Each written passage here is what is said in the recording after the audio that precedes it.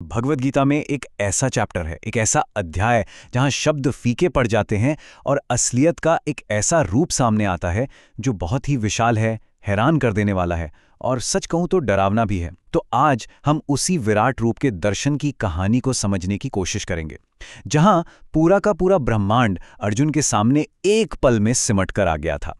तो ये सब शुरू कहाँ से होता है? ये शुरू होता है अर्जुन के एक बहुत ही हिम्मत वाले अनुरोध से। वो अपने सारथी और दोस्त कृष्ण से कहते हैं, मैंने आपके बारे में बहुत सुना है, आपकी बातें समझी हैं, पर अब मैं आपकी उस दिव्यता को साक्षात देखना चाहता हूँ।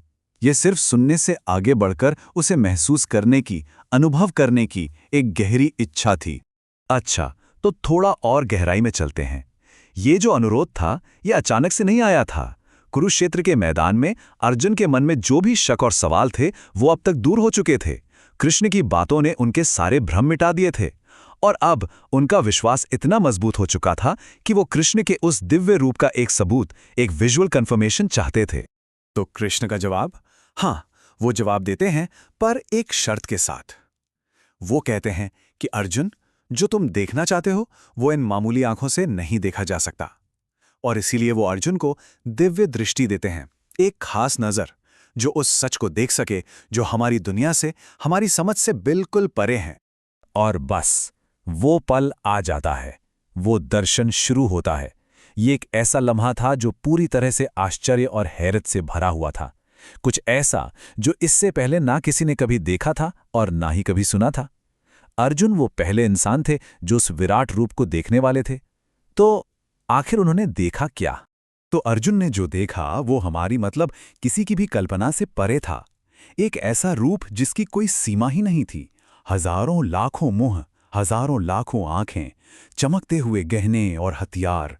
ऐसा लग रहा था मानो पूरा ब्रह्मांड, सारे देवी देवता, सब कुछ एक ही जगह, एक ही शरीर में आकर सिमट गया हो। इस रूप की चमक को, इसकी रोशनी को कैसे समझाएं? देखिए, ग्रंथ में एक कमाल की उपमा दी गई है। जरा सोचिए, एक सूरज नहीं बल्कि लाखों सूरज एक साथ आसमान में उग जाएं। उनकी जो मिली-जुली रोशनी होगी, शायद वो भी उस विराट रूप के तेज के सामने फीकी पड़ जाए। ये दिखाता है कि वो नज़ारा कितना शक्तिशाली और ऊर्जा से भरा हुआ था।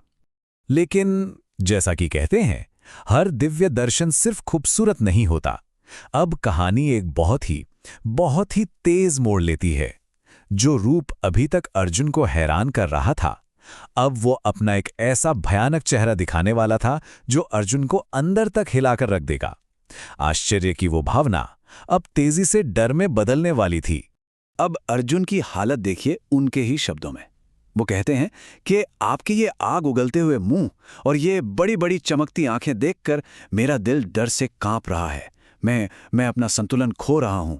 सोचिए, जिस दर्शन को देखने की उन्होंने इतनी इच्छा की थी, वही अब उनके लिए बर्दाश्त से बाहर हो रहा था।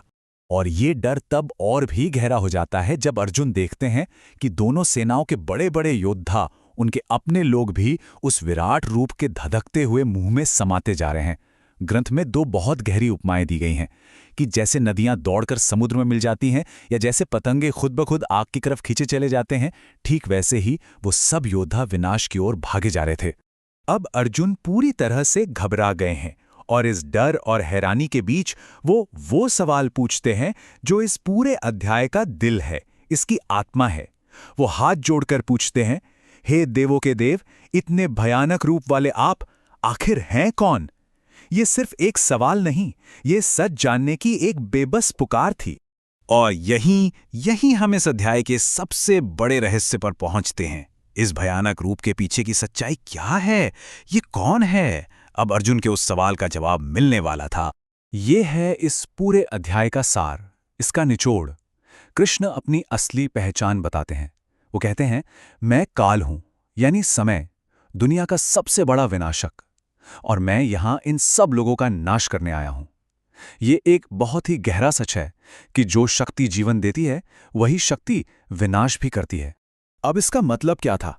कृष्ण अर्जुन को समझाते हैं कि देखो, इस लड़ाई का नतीजा तो पहले ही तय हो चुका है। ये जितने भी योद्धा मैदान में खड़े हैं, ये सब मेरी योजना में, यानी समय के हाथों पहले ही मारे जा चुके हैं।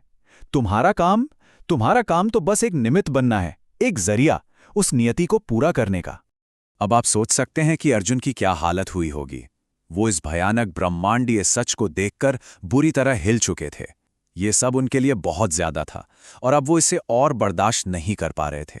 वो बस चाहते थे कि ये सब खत्म हो जाए। अर्जुन के इन शब्दों में उनकी हालत साफ झलकती है।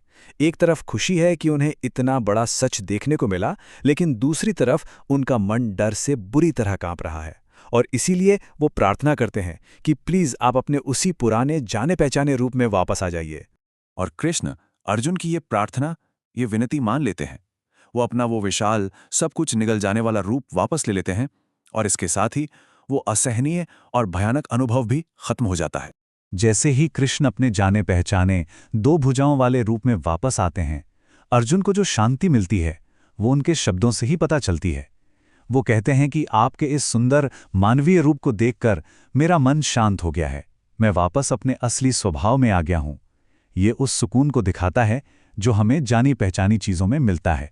और हम इस अध्याय की इस पड़ताल को एक आखिरी सवाल के साथ खत्म करते हैं।